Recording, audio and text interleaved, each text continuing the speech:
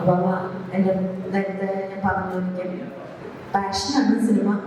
അതുകൊണ്ട് തന്നെയാണ് ഇങ്ങനെയൊരു സിനിമയിലേക്ക് സജീവ സാറിനെ വിളിച്ചപ്പോൾ വന്നതും അഭിനയിച്ചതും.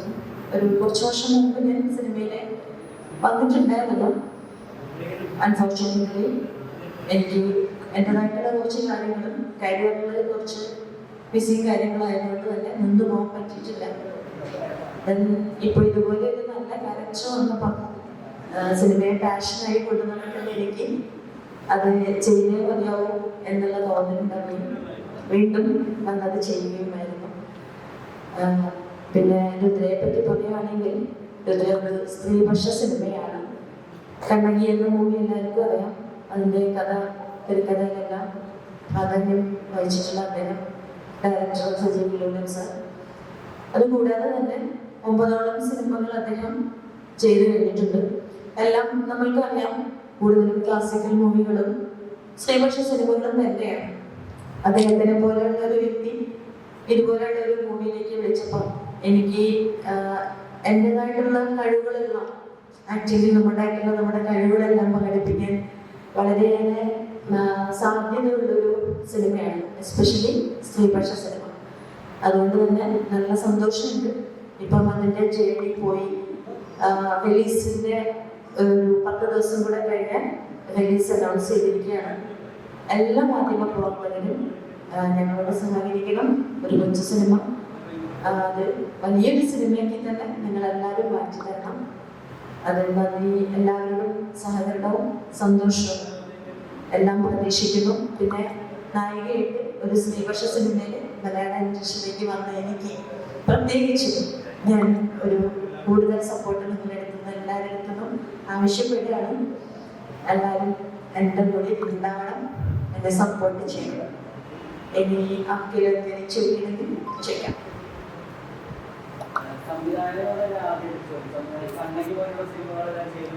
ഇതും വളരെ പൊളിറ്റിക്കൽ നേരത്തെ പറയുകയുണ്ടായി. ഇതിൻ്റെ അകത്ത് വ്യക്തമായി പൊളിറ്റിക്സ് പറയുന്നു.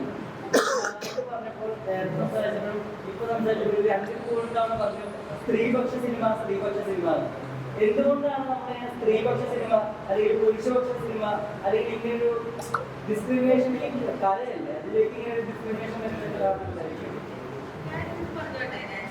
അത് എന്നെ പരാമർശിച്ചു താങ്കൾ സംസാരിച്ചിരുന്നില്ല. സ്ത്രീപക്ഷ സിനിമ എന്ന് ഞാൻ പറഞ്ഞത് ഒബ്വിയസ്ലി ഇത് സ്ത്രീപക്ഷ സിനിമ തന്നെയാണ്. ബിക്കോസ് സ്ത്രീപക്ഷം പുരുഷപക്ഷം അങ്ങനെ ഒന്നും ഇല്ല എന്ന് വിശ്വസിക്കുന്ന ആൾ തന്നെയാണ് ഞാൻ.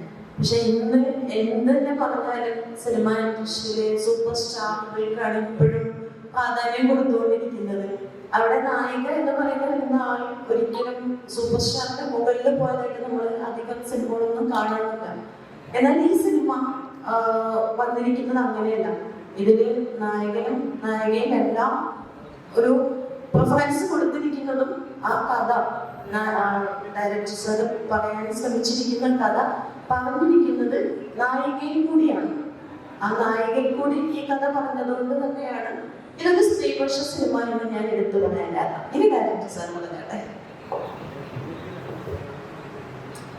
പറഞ്ഞു സ്ത്രീ മനസ്സിലൂടെ കഥ പറയുമ്പോൾ ഒരുപാട് വൈകാരികമായ തലങ്ങളിലേക്ക് നമുക്ക് മുന്നോട്ട് പോകാൻ കഴിയും. എഴുത്തുകാരനെ സംബന്ധിച്ചിടത്തോളം, അല്ലെങ്കിൽ ഒരു കലാകാരനെ സംബന്ധിച്ചിടത്തോളം, ചലച്ചിത്രകാരനെ സംബന്ധിച്ചിടത്തോളം അങ്ങനെ കഴിയും. അല്ലാതെ സ്ത്രീ അല്ലെങ്കിൽ പുരുഷൻ എന്നുള്ള രീതിയിലുള്ള ഒരു വ്യത്യാസമല്ല കാണുന്നത്. ഇപ്പൊ ഞാൻ പറഞ്ഞ പോലെ ഇപ്പൊ കണ്ണകീരി ചർച്ച ചെയ്ത വിഷയം വേറെയാണ്, അശ്വരൂഢനിൽ ചർച്ച ചെയ്ത വിഷയം വേറെയാണ്, അതേപോലെ തന്നെ ആനന്ദഭൈരവിയിലുള്ള വേറൊരു വിഷയമാണ്. ഇത് ഒരു സമൂഹം എങ്ങനെ സ്ത്രീ മനസ്സുകളെ സ്വാധീനിക്കുന്നു എന്നുള്ളതാണ് ഞാൻ ചിന്തിക്കുന്നത്. മനസ്സിലായി? അല്ലാതെ സ്ത്രീ ഒരു വിപ്ലവാത്മകമായ അന്തരീക്ഷത്തിലൂടെ ഒരു ഭയങ്കര നേതൃത്വ പദവിയിൽ എത്തുക എന്നുള്ളതല്ല, സ്ത്രീയുടെ മനസ്സിലൂടെ കഥ പറയുക എന്ന് മാത്രമാണ് ഞാൻ ഉദ്ദേശിക്കുന്നത്.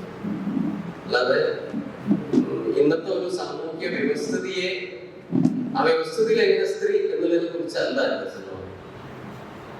അതല്ല, സ്വാഭാവികമായും ചിന്തിക്കുമ്പോൾ നമ്മൾ പത്രവാർത്തകളിലും നമ്മുടെ സമൂഹത്തിൽ നിറഞ്ഞു നിൽക്കുന്നതായ രീതിയിലുള്ള ചില പ്രവണതകളായിരിക്കും ചിലപ്പോൾ മനസ്സിൽ ഉദ്ദേശിച്ചെങ്കിൽ ആ രീതിയിലുള്ള ഒരു സമീപനമല്ല. പറഞ്ഞില്ലേ, ഒന്നുകൂടെ എംഫസൈസ് പറയാം, സ്ത്രീ മനസ്സിലൂടെ കഥ പറയുന്നത് മാത്രമാണ് ഉദ്ദേശിച്ചത്.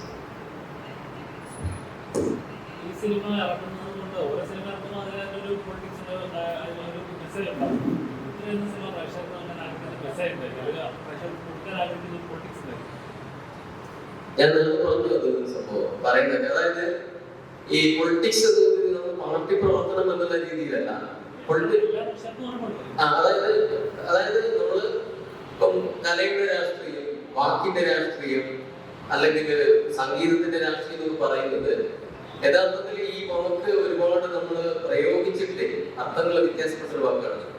പക്ഷെ എന്റെ മനസ്സിലൂടെ പോയെന്ന് വെച്ചാൽ ഒരു പറ്റം ആളുകള് നന്മയ്ക്ക് വേണ്ടി, നല്ല സന്ദേശത്തിന് വേണ്ടി നിലവിട്ട് ഒത്തൊരുമിച്ച് പ്രവർത്തിക്കുന്നെങ്കിൽ അതാണ് രാഷ്ട്രീയം.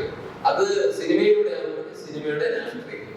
പിന്നെ നമ്മൾ ജീവിച്ച സാഹചര്യങ്ങളും നമ്മുടെ ചിന്താഗതികളൊക്കെ പൂർണ്ണമായിട്ടും ഈ സിനിമയെ കുറിച്ച് തന്നിരിക്കും. ഇതിൽ ഞാൻ ചെയ്യുന്നൊരു കഥാപാത്രമുണ്ട്, ആന്റണി എന്ന് പേരുന്നൊരു കഥാപാത്രമുണ്ട്. അത് യഥാർത്ഥത്തില് ഒരു അതിവിപ്ലവമായിരിക്കും. കാരണം എന്താണെന്ന് വെച്ച് കഴിഞ്ഞാല് ഞാൻ ജീവിച്ച ഒരു ചെറുപ്പത്തെ വളർന്നത് വയനാട് ജില്ലയിലാണ് വളർന്നത്. എന്റെ ജീവിതത്തിൽ ചെറുപ്പകാലത്തെ കണ്ടിട്ടുള്ള ഈ തീജ്വല വിപ്ലവത്തിന്റെ ഒരു അലയൊലികൾ ഇങ്ങനെ ബേസ് കിടക്കുന്നത് എന്ന് വെച്ചാൽ ഞാൻ ഭയങ്കരമായ ഒരു വിപ്ലവകാരിയല്ല, ആശയം മനസ്സിലേക്ക് ഇങ്ങനെ നേർന്ന പഠനം പോലെ നമ്മുടെ മനസ്സിലേക്ക് ഇങ്ങനെ അവശേഷിക്കുന്നു. മനസ്സിലായി? അപ്പം ഈ കാലഘട്ടവുമായി നമ്മൾ താരതമ്യം ചെയ്യുന്ന സമയത്ത് പല രീതിയിലുള്ള ആശയങ്ങളും പ്രത്യയശാസ്ത്രങ്ങളൊക്കെ ഇതിന്റെ ഉയർച്ച താഴ്ചകളുണ്ട്. ഇതൊന്നും പ്രത്യേകിച്ച് ഞാൻ പറയേണ്ടതില്ല, കാരണം സമൂഹം അപ് ടു ഡേറ്റ് ആയിട്ട് നോക്കുന്ന ആൾക്കാരാണ്. ഞാൻ ഈ കാര്യം പറയുകയാണെങ്കിൽ ഞാൻ എന്താണ് ഉദ്ദേശിക്കുന്നത് എന്നുള്ളത് വ്യക്തമായി നമ്മൾ മനസ്സിലാക്കിയിട്ടുണ്ട്. ചെറിയ പടങ്ങളെ പ്രൊമോട്ട് ചെയ്യാനായിട്ട് അല്ലെങ്കിൽ അതിന് പ്രോത്സാഹിപ്പിക്കാനായിട്ട് ഇവിടെ സെലിബ്രിറ്റികൾ അറിയില്ല, അല്ലെങ്കിൽ പ്രോത്സാഹിപ്പിക്കുന്ന ആളുകളില്ല. താങ്കളുടെ ഒന്നാമത്തെ ചിത്രമാണ്. അപ്പൊ ഇപ്പോഴും അങ്ങനെ വിശ്വാസത്തിലുണ്ടോ? അല്ല, പിന്നെ ഞാൻ എല്ലാ സിനിമകളും ഏകദേശം എനിക്ക് 10-25 വർഷമായി.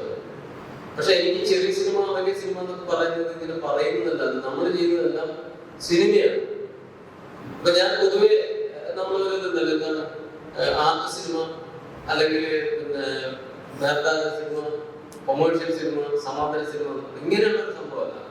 നമ്മൾ ഒരു ചലച്ചിത്രം എടുക്കുന്ന സമയത്ത് അത് ഏതൊക്കെ തലങ്ങളിലൂടെയാണോ പോകേണ്ടത് നമ്മൾ പറയാതെ തന്നെ സ്വീകരിക്കുക എന്ന് പറയുന്നത്. ഉദാഹരണമായിട്ട് പറയാം, ഇപ്പൊ കണ്ണകി സിനിമ ചെയ്യുന്ന സമയത്ത്, എഴുതുന്ന സമയത്ത് ആളുകൾ ഭയങ്കര സംശയമായിരുന്നു, ഇങ്ങനെ കോഴീനെ കൊണ്ട് കഥ പറയുകയാണ്. അത് മെയിൻ 2 കഥാപാത്രങ്ങൾ 2 കോഴികളാണ്. മനസ്സിലായി? പക്ഷെ അതിന്റെ ഉള്ളിൽ കിടക്കുന്ന ഒരു ആശയമുണ്ട്. എന്താണ്? എന്തിലേക്കോ വേണ്ടി പരസ്പരം കടിച്ചു കീറുന്ന ഒരു വലിയൊരു സമൂഹത്തിന്റെ ഒരു മനസ്സ്. അത് പ്രത്യേകിച്ച് ആ ഒരു കാലഘട്ടത്തിൽ ഞാനൊക്കെ ജീവിച്ചത്, ഞാൻ കറക്റ്റ് കണ്ണൂർ ജില്ലയിലെ മാനൂര് എന്ന് പറഞ്ഞൊരു സ്ഥലത്ത് ജീവിക്കുന്നു. അപ്പൊ പരസ്പരം ആശയങ്ങൾ തമ്മിലും അല്ലാതെ കടിച്ചു കീറുന്ന സമൂഹത്തെ കണ്ടു വളർന്ന ഒരു മനുഷ്യനെന്ന നിലയിൽ എന്റെ മനസ്സിലേക്ക് കടിച്ചു കീറുന്ന ഒരു ആശയം അതാണ്. കോഴിയുടെ കഥ പറഞ്ഞു എന്നുള്ളതല്ല. ബേസിക്കലി ആന്റണി ക്ലിയോപാട്ര എന്ന് പറയുന്ന ആ ഒരു ഷേക്സ്പിയർ സ്റ്റോറി കിടക്കുന്നുണ്ടെങ്കിൽ തന്നെ അപ്പൊ അതാണ് ആസ്വദിച്ചു അല്ലേ? എന്നെ സംബന്ധിച്ചിടത്തോളം കണ്ണകിയെ കുറിച്ച് ഇപ്പോഴും ചർച്ച ചെയ്യുന്നതാണ് എനിക്ക് മനസ്സിലാക്കുന്നത്. അപ്പൊ അത്തരത്തില് ഈ ഒരു സിനിമ ചെയ്യുന്ന സമയത്ത് ആ സിനിമയെ അതിൻ്റെതായ മൂല്യത്തിൽ തന്നെ ആസ്വദിക്കും എന്നുള്ളൊരു പ്രതീക്ഷയിലാണ് ഞാൻ സിനിമ ചെയ്യുന്നത്. മനസ്സിലായോ? അപ്പൊ അധികം ഞാൻ ചെയ്യുന്ന സമയത്ത് കൂടുതൽ ആർട്ടിസ്റ്റുള്ള കാര്യമൊന്നും വെക്കാറില്ല. പക്ഷെ ഒരിക്കൽ പോലും ഒരു സിനിമ പോലും തിയേറ്ററിൽ എത്താതിരുന്നിട്ടില്ല. ആരും ഒരുപാട് ആൾക്കാർ കണ്ടെങ്കിലും എന്നെ സംബന്ധിച്ചിടത്തോളം വളരെ സക്സസ്ഫുൾ ആയ ഒരു ട്രാക്കാണ് എന്നെ സംബന്ധിച്ചിടത്തോളം. പിന്നെ വിനയ് സാറിന് ചെയ്ത ഒരു ഭയങ്കര ക്യാൻവാസ് ചെയ്തിട്ടുള്ള ഒരു, അല്ലെങ്കിലും നമുക്ക് പറയാനുള്ള ആശയം ഏത് രീതിയിൽ എങ്ങനെ ഏത് വ്യാപ്തിയിൽ പറയണമെന്ന് ചിന്തിച്ചിട്ടാണ് ആ കഥയെ നമ്മൾ സ്വരൂപിക്കുന്നത്. അപ്പൊ അതുകൊണ്ട് തന്നെ എന്നെ സംബന്ധിച്ചിടത്തോളം ഒരു വെല്ലുവിളിയായിട്ട് ഒരിക്കലും ചിന്തത്തില്ല. എനിക്ക് വളരെ ആസ്വാദ്യതയാണ് പിന്നെ ചെയ്യുമെന്ന് പറഞ്ഞു കഴിഞ്ഞാൽ ഇതിന്റെ കഥ തൊട്ടിട്ട് ക്രമാനുഗതമായ ഒരു ഡെവലപ്മെന്റ് ആണ് സിനിമ. എനിക്ക് അങ്ങനെയാണ് തോന്നുന്നത്. കാരണം നമ്മൾ എഴുതി അതിന്റെ തിരക്കഥയിലേക്ക് കടന്നു, ഗാനങ്ങൾ എഴുതി, ആർട്ടിസ്റ്റുകളെ കണ്ടു, അവരുമായിട്ട് പരസ്പരം ബന്ധപ്പെട്ടു, സംസാരിച്ചു, സിനിമ ഷൂട്ടിങ്ങിലേക്ക് എത്തി.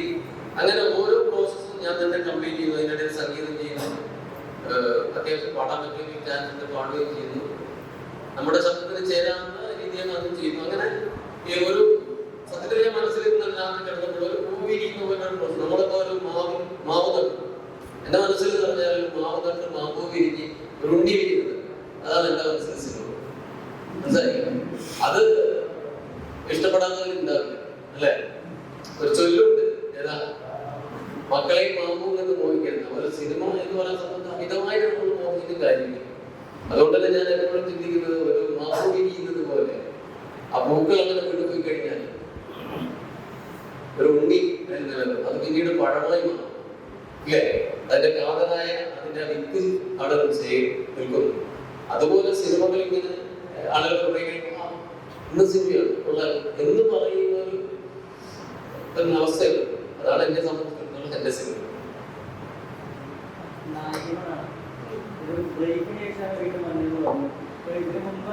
ബ്രേക്കിന് ശേഷം പറയാൻ മാത്രം ഞാൻ വലുതായിട്ട് അഭിനയിച്ചിട്ടുണ്ടായിരുന്നില്ല. ആക്ച്വലി ഞാൻ പ്രൊഡക്ഷൻ ഉണ്ടായിരുന്ന മുമ്പേ അല്ലാതെ ഞാൻ വലിയ നായികയായിട്ടോ വലിയ സിനിമകളോ അങ്ങനെ ചെയ്തിട്ടുണ്ടായിരുന്നില്ല. അത് വളരെ ചുരുങ്ങിയ ഒരു ടൈം മാത്രമാണ് സിനിമയിൽ ചെയ്തിട്ടുള്ളത്. പക്ഷെ പ്രൊഡക്ഷനിലോ അല്ലെങ്കിൽ സിനിമയിലുള്ള ആഗ്രഹം കൊണ്ട് തന്നെ ഞാൻ ഉണ്ടായിരുന്നു കഴിഞ്ഞ കുറച്ച് വർഷങ്ങൾക്ക് മുമ്പ്. പിന്നെ സ്വാഭാവികമായിട്ട് പ്രൊഡക്ഷനിൽ വന്നപ്പം വളരെ മനോഹരമായി കൈപ്പൊള്ളുണ്ടായതാണ്. എനിക്കിത് അത്ര ശരിയാവില്ല എന്ന് നന്നായിട്ട് മനസ്സിലാക്കേണ്ട ഒരവസ്ഥ വന്നു. പിന്നെ എൻ്റെ പേഴ്സണലി ഉള്ള കുറച്ച് കരിയർ ഒന്ന് ഡെവലപ്പ് ചെയ്തെടുക്കുന്നത് കൊണ്ട് തന്നെ സിനിമ ഇൻഡസ്ട്രിയെ കുറിച്ച് മാറുന്നത്.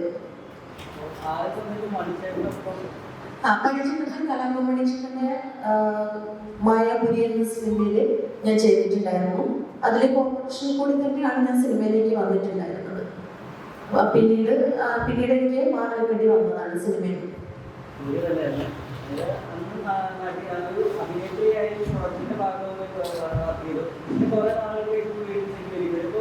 ഇപ്പോൾ മലയാള സിനിമയിൽ വന്ന മാറ്റങ്ങൾ എന്തൊക്കെയാണ്? പെട്ടെന്ന് അതിശയിപ്പിച്ച മാറ്റങ്ങൾ അന്നത്തേതിലും കൂടുതലായിട്ട് മാറ്റങ്ങൾ, അതിശയിപ്പിച്ച മാറ്റങ്ങൾ എന്ന് പറയാനൊന്നുമില്ല. പക്ഷെ ഇപ്പം ഞാൻ മനസ്സിലാക്കുന്നത് ഒരു സിനിമ വന്നു കഴിഞ്ഞിട്ടുണ്ടെങ്കിൽ അതിനകത്ത് അന്നത്തെ സിനിമയിൽ എന്ന് പറഞ്ഞാൽ സിനിമ വിജയിച്ചാലായിരുന്നു അതിലെ നായകന്, നായിക, അല്ലെങ്കിൽ അതിൽ അഭിനയിച്ച ആൾക്കാർ, അല്ലെങ്കിൽ അതിൽ ടെക്നീഷ്യന്മാർക്ക് എല്ലാവർക്കും പ്രയോറിറ്റി കിട്ടിയിട്ടുണ്ടായിരുന്നത്.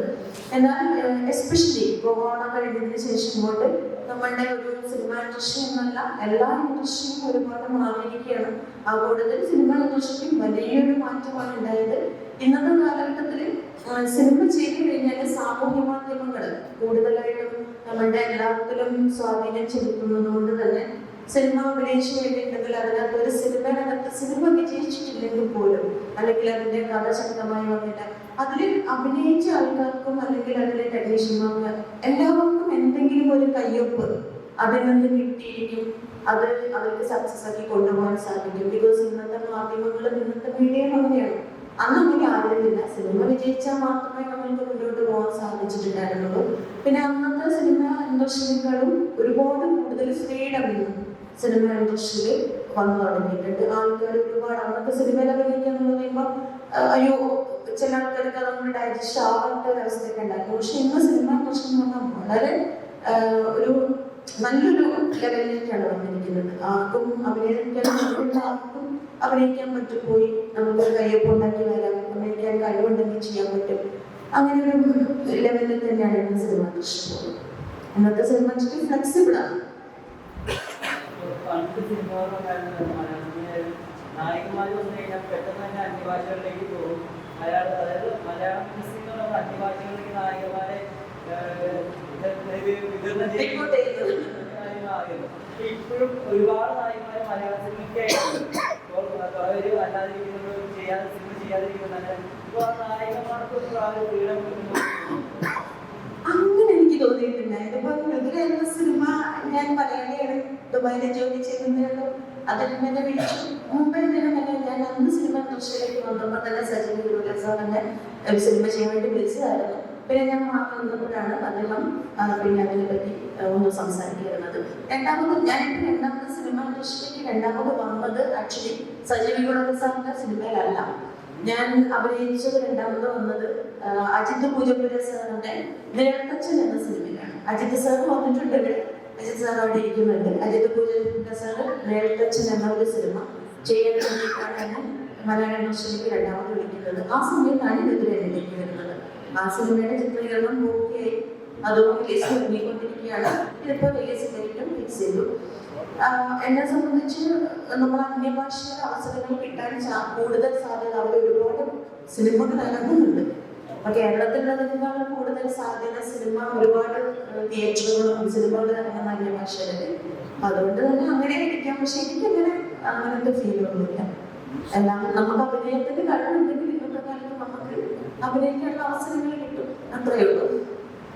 അങ്ങനെ ഞാൻ വിശ്വസിക്കുന്നു. മലയാളത്തിലെ എക്കാലത്തും നമ്മൾ ഒരിക്കലും മറക്കാത്തൊരു കലാമണി ചേട്ടൻ. അപ്പോൾ ഈ ഇടയ്ക്കാണെങ്കിൽ ഒരു സിനിമയിലാണെങ്കിൽ മണിച്ചേട്ടൻ്റെ ഒരു പാട്ട് ഭയങ്കര രീതിയിൽ ആൾക്കാർക്ക് ആ ഒരു എക്സ്പീരിയൻസ്. മണിച്ചേട്ടനെ പിന്നെ അഭിനയിക്കുന്നത് അത് എല്ലാവർക്കും നല്ല, എനിക്ക് തോന്നുന്നു അദ്ദേഹം നമ്മളിൽ നിന്ന് പിടിച്ച അദ്ദേഹത്തിന് നമ്മളെ ഓർക്കുന്നു. ഇപ്പം അദ്ദേഹത്തിന്റെ കൂടെ അഭിനയിക്കാന്ന് പറഞ്ഞിട്ടുണ്ടെങ്കിൽ അന്ന് അഭിനയിച്ച എല്ലാവരും പറഞ്ഞതൊക്കെ എനിക്ക് പറയാൻ പറ്റും. നല്ലതായിട്ട് കോപ്പറേറ്റ്. എനിക്ക് ഒരുപാട് സീൻസ് ഉണ്ടായിരുന്നില്ല അദ്ദേഹത്തിന്റെ കൂടെ. I think so only 3 or 4 days മാത്രമേ എനിക്ക് 3 days മാത്രമേ എനിക്ക് അദ്ദേഹത്തിന്റെ കൂടെ കോമ്പിനേഷൻ ഉണ്ടായിരുന്നുള്ളൂ. പക്ഷെ വളരെ കോപ്പറേറ്റീവായിട്ട് അദ്ദേഹം ഇന്നില്ലാത്തത് സിനിമയിൽ ഒരു തീരെ നഷ്ടം തന്നെയാണ്. അദ്ദേഹം നല്ല രീതിയിൽ കോപ്പറേറ്റ് ചെയ്ത് നമ്മുടെ കൂടെ വർക്ക് ചെയ്യുന്ന കൂടെ ആൾക്കാരുടെ കൂടെ നിന്നിട്ടുള്ളൊരു വ്യക്തി തന്നെയാണ്. അങ്ങനൊരു സംശയമില്ല.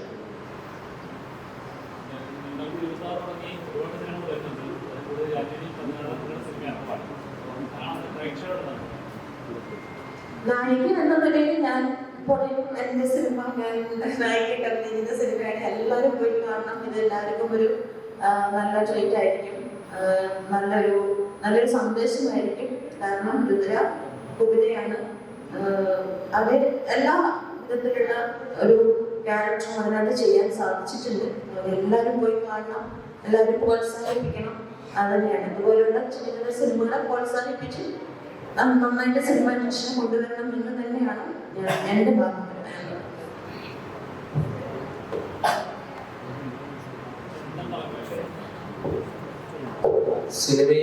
സിനിമയായി കണ്ട് ആസ്വദിച്ച് സിനിമയിലെ കലാകാരന്മാരെ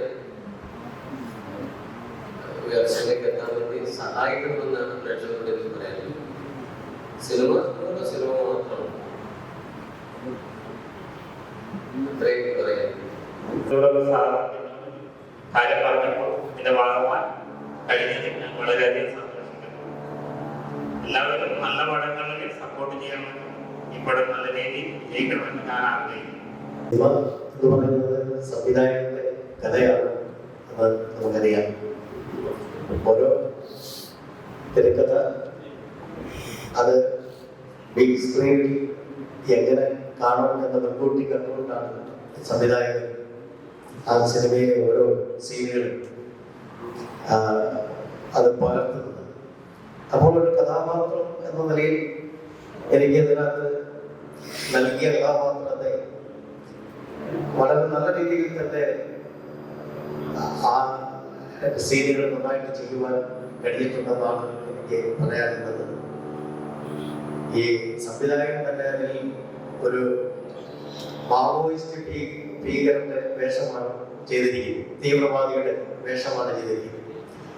അപ്പോൾ പടർന്നു കിടക്കുന്ന വനാന്തരങ്ങളിൽ ഈ ഒരു സംഘത്തെ പിന്തുടർന്ന് പിടിക്കുന്ന ഒരു പോലീസ് ഓഫീസറുടെ സിഐയുടെ വേഷമാണ് ഞാനതിൽ ചെയ്തിരിക്കുന്നത്. വളരെ ജിജ്ഞാസയോടുകൂടി.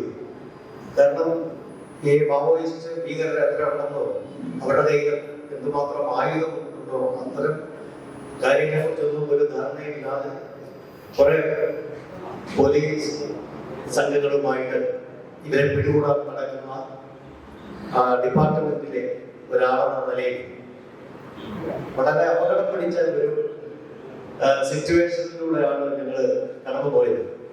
അതൊക്കെ വളരെ രസകരമായ സാഹചര്യങ്ങളായിരുന്നു. നല്ല രീതിയിൽ കഥാപാത്രത്തെ ചെയ്യുവാൻ കഴിഞ്ഞിട്ടുണ്ടെന്നാണ് സംവിധായകൻ തന്നെ പറഞ്ഞത്. എന്തായാലും ഇത് വേറിട്ട് നിൽക്കുന്ന ഒരു സിനിമയാണ്. അടുത്ത കാലത്ത് നമ്മൾ ഒരുപാട് സിനിമകൾ കാണുകയും വിലയിരുത്തുകയും ചെയ്ത സിനിമകളെ അപേക്ഷിച്ച് വ്യത്യസ്തമായ ഒരു സിനിമയാണ്, വ്യത്യസ്തമായ ഒരു സ്റ്റോറിയാണ് ഈ സിനിമയിലൂടെ പ്രേക്ഷക സമക്ഷത്തിലേക്ക് വയ്ക്കുന്നത്. എല്ലാവിധ വിജയങ്ങളും ഉണ്ടാവണം. എല്ലാ പ്രേക്ഷകരും ഈ സിനിമ തിയേറ്ററിൽ പോയി കാണണം എന്ന അപേക്ഷയും എല്ലാവരും ഈ സിനിമ വിജയിപ്പിക്കണം എന്നുള്ള അഭ്യർത്ഥനയുമാണ് മുന്നോട്ട് വയ്ക്കുന്നത്. Thank you. പ്രിയമുള്ളവരെ, നമ്മുടെ ഒരു സ്പെഷ്യൽ ഗസ്റ്റാണ് south Indian film workers welfare union president chairman G Dhanasekar. അദ്ദേഹത്തിന്റെ ഒരു മനസ്സ് എന്ന് പറയുന്നത് നമ്മൾ എടുക്കുന്ന സിനിമകൾ നേരത്തെ പറഞ്ഞ വലിപ്പ ചെറുപ്പമില്ലാതെ അതൊരു പാൻ ലെവലിലേക്ക് എത്തിക്കാനുള്ള രീതിയിൽ ഇന്ത്യക്കകത്ത് പുറത്തൊക്കെ നമ്മുടെ സിനിമകൾ ഇപ്പൊ ഉദാഹരണമായിട്ട് ഇപ്പം പല സിനിമകളിൽ പല കാറ്റഗറികൾ തിരിച്ചിട്ട് പറയുന്ന സമയത്ത് ഇത് എങ്ങും എത്താതെ പോകുന്ന ഒരു സവിശേഷതയില്ല. ആ ഒരു അവസ്ഥ മാറി നമ്മുടെ മലയാളത്തിലായാലും മറ്റു ഭാഷകളിലായാലും എടുക്കുന്ന സിനിമകൾ അത് ഉദ്ദേശിക്കുന്ന നിലവാരത്തിലേക്ക് മറ്റു ഭാഷകളിലൊക്കെ കൊണ്ടുപോകാൻ പറ്റുന്ന രീതിയിൽ അതിന്റെ പ്രവർത്തനങ്ങൾ വ്യാപിപ്പിക്കുക. അതിനു വേണ്ടിയിട്ടാണ് ഈ ഓർഗനൈസേഷൻ ഉള്ളത്. അപ്പോ മലയാള സിനിമാ രംഗത്തും അതുപോലെ തന്നെ തമിഴ് സിനിമാ രംഗത്തൊക്കെ ഏതൊക്കെ രീതിയിലുള്ള മാറ്റങ്ങളെയാണ് അദ്ദേഹം ഈ സംഘടന കൊണ്ട് ഉണ്ടാക്കാൻ ശ്രമിക്കുന്നത് എന്ന കാര്യങ്ങൾ നമ്മൾ അദ്ദേഹത്തോട് ചോദിച്ചത്. Cinema Tamil, Malayalam, Kannada, Telugu, south Indian, நம்ம எல்லாருமே சினிமாவில் மொழி வேறுபடலாம், ஆனால் கதை அம்சம் தான் ஜெயிக்கும். சினிமாவை நம்ம நேசித்தோம்னா சினிமா நம்ம நேசிக்கணும். சினிமாவில் நிறைய பேர் சினிமாவில் ஜெயிக்க முடியாமல் போராடி வாழ்ந்துட்டு இருக்கிறவங்களுக்கு இந்த சங்கம் உறுதுணையாக இருந்து அவங்களை ஜெயிக்கிறதுக்கான வழிமுறைகளை சொல்லித்தரோம்.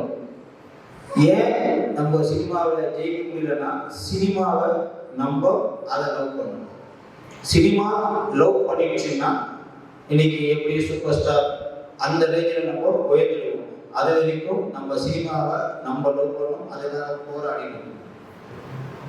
வெற்றி நமது. இந்த ருத்ரா படம் நீங்க எல்லாரும் தேட்டரில் ரிலீஸ் ஆகும் போது நீங்க தான் ஒரு மீடியாவில் நீங்க தான் இதை வந்து கடைக்கோடி மக்கள் கடைசி வரைக்கும் கொண்டு போய் சேர்த்து சின்ன பட்ஜெட் சிறு தயாரிப்பு படங்களை வெற்றி செய்ய வேண்டியது முழு பொறுப்பு அது மீடியா உங்கள்கிட்ட தான் இருக்கு. இந்த படத்தை கடைக்கோடி மக்களுக்கும் கொண்டு செல்ல வேண்டும். கொண்டு சென்று எல்லாரும் தியேட்டரில் வந்து பார்த்தா மட்டும்தான் இது போல சிறு சிறு பட்ஜெட் படங்களும் திரைக்கு வெளியே வரும். நல்ல கதையை உள்ள படங்களை மக்களுக்கு கொடுத்த திருப்தியும் இருக்கும். இந்த south Indian film workers welfare union கண்டிப்பாக சிறு பட்ஜெட் படத்திற்கு உறுதுணையாக நின்று அந்த படம் ரிலீஸ் ஆகிறதுக்கு துணையாக இருக்கும்.